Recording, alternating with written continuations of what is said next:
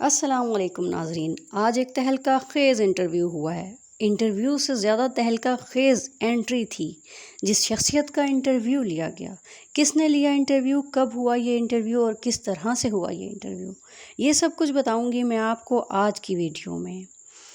جی ہاں، بات ہو رہی ہے عثمان ڈار صاحب کی، جو کہ پچھلے 20 دنوں سے لاپتہ تھے، اغوا ہوئے تھے یا ان کو گرفتار کیا گیا تھا۔ اس بارے میں کوئی بھی خبر مصدقہ نہیں آ رہی تھی، کسی کو بھی کچھ نہیں پتہ تھا ان کے بارے میں۔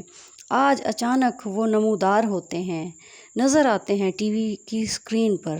سب حیران ہیں ان کو دیکھ کر کہ یہ ٹی وی اسکرین پر کیسے نمودار ہو گئے، اور وہ پروگرام میں جیسے کہ کسی آفس میں یا کسی بھی اسٹوڈیو میں نمودار نہیں ہوتے، وہ نمودار ہوتے ہیں کامران شاہد کے ڈرائنگ روم میں، جہاں پر ان کا تہلکہ خیز انٹرویو ہوتا ہے، جس میں کامران شاہد سب سے پہلے ان کو دیکھتے ہی کہتے ہیں، آج بڑے فریش نظر آ رہے ہو، پہلے سے زیادہ اچھی صحت ہے۔ مطلب وہ یہ باور کروانا چاہتے ہیں جیسے کہ عثمان ڈار صاحب کے ساتھ کچھ نہیں ہوا اور وہ بہت اچھی حالت میں بخیر و عافیت موجود ہیں، جبکہ ایسا نہیں تھا۔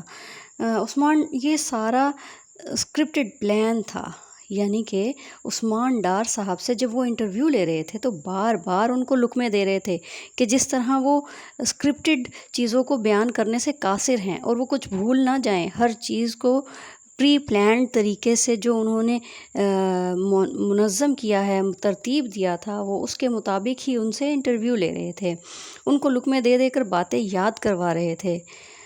کیا کہیں اس پر سوائے افسوس کے، لیکن کوئی بھی ان کو نہ ہرا سکے گا، ہمارے عمران خان کا کوئی نہ ہرا سکے گا۔ اس کے علاوہ دوسری طرف عثمان ڈار صاحب کی والدہ نے بھی ایک بیان دیا ہے۔ ان کا کہنا ہے کہ پی ٹی آئی یا حکومت یا پھر سیاست کو میرے بیٹے نے چھوڑا ہے، عثمان ڈار نے چھوڑا ہے، میں نے سیاست نہیں چھوڑی۔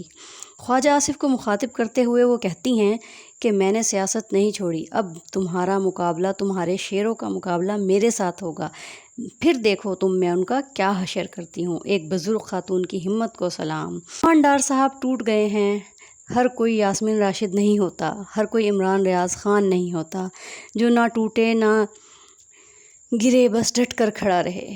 بس اب اتنی سی دعا ہے کہ اللہ تعالیٰ عمران خان کی ہمت کو بنائے رکھے، اللہ تعالیٰ پی ٹی آئی کے سپورٹر کی، ورکرز کی ہمت کو بنائے رکھے۔ اگر آپ کو میری یہ ویڈیو پسند آئی ہے تو میرے چینل کو سبسکرائب کیجیے، لائک اینڈ کمنٹ کیجیے گا۔ اللہ حافظ۔